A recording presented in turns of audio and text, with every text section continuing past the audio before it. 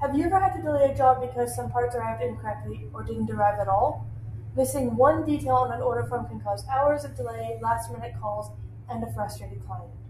We've seen this happen before, and that's why we created this quick video. We want to help you order your one-piece MDF doors correctly the first time, avoid costly mistakes, and keep your projects on schedule. Hello, I'm Melanie, the content manager here at Cutting Edge. You know how fast a minor ordering error can snowball in managing crews, timelines, and installations. You're already juggling a lot, and ordering your cabinet parts shouldn't add more stress. In this quick video, I'll walk you through how to fill out the one-piece MDF cabinet door order form step by step so you can place your order accurately the first time.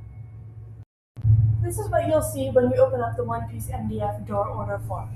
So you can either choose to download your copy immediately, or you can download once you've made your changes. So to start with, we need your customer or business name. I'm going to fill out our business name here for the example, and then your shipping address. Now this does need to be a physical address because we can't ship to PO boxes. And then we need your order name. This can be any reference that you want us to use to make your orders easier to find in our system. It could be your PO number, your customer name, your address, whichever you prefer. And then you need to note your required ship date. If you don't have a required ship date, feel free to just leave this blank or note N/A.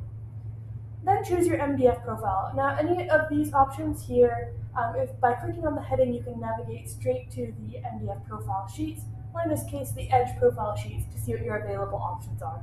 I'm going to go with our Shaker MDF profile here, and our default outside edge profile, which is a sharp square edge. Then choose your style and rail width. Now, some MDF profiles come with a default style and rail width, so make sure to make note of that when you're choosing your profile. Otherwise, you can just enter 2 1/4 inch, which is our standard, or whichever style and rail width you prefer.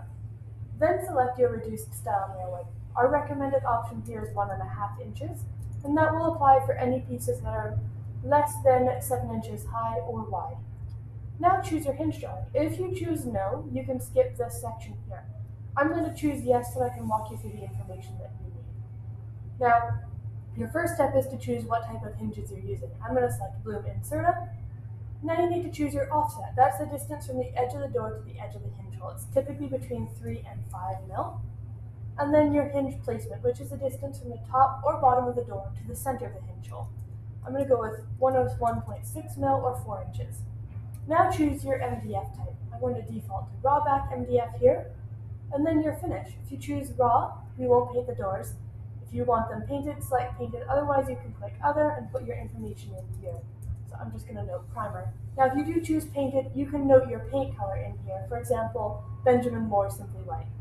Now, there are a couple defaults that you should be aware of when ordering MDF cabinet doors. First is, they're 3/4 inches thick.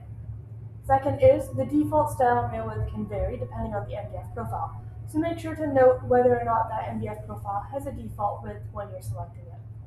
And third, for style, you need to note the general door type. So I'm going to show you what that would look like. I'm going to start by ordering a couple doors here. So I'm just going to note in the style column, door. Now, if I'm going to order a few more doors in a row, I'm not going to bother changing that door style. But as soon as I want to change the style, I'm going to note the new style. So for example, if I'm ordering some drawer fronts, in here I'm going to note drawer fronts. Now you continue on until you're completed the order form. Once you've completed it, it's time to download your copy if you haven't already. Just click here and select download with your changes.